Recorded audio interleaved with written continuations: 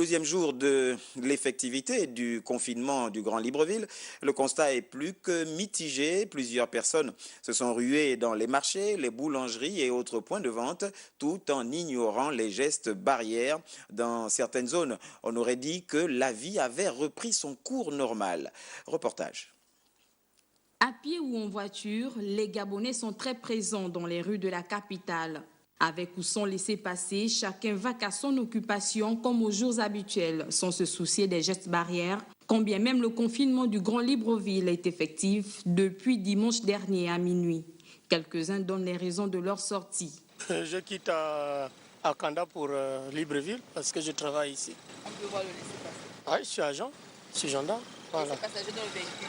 Ce sont des infirmières qui vont au boulot. Bonjour madame. Bonjour. Vous avez laissé passer pour circuler? Non. Hormis ces questions professionnelles évoquées, il y a également celle d'urgence. Ce père de famille, par exemple, vient d'avoir un nouveau-né dont la maman est passée par césarienne. J'ai une urgence, j'ai madame là qu'il faut qu'elle aille à l'hôpital pour qu'on lui fasse des soins. Elle a accouché par césarienne. Nous sommes là depuis, il n'y a pas de voiture. Je suis allée à l'hôpital, un rendez-vous. J'avais rendez-vous aujourd'hui avec le médecin. Quand l'eau part comme ça, là, ça peut peut-être faire 3 semaines ou bien 2 semaines, il n'y a pas l'eau. Donc on vient chercher l'eau ici à l'église. Si ces raisons permettent à certains de circuler, d'autres en revanche sortent pour s'approvisionner en denrées alimentaires. Je suis là pour faire le marché. Je m'en vais faire une course et puis je rentre à la maison. Et si on vous arrête, qu'est-ce que vous ferez?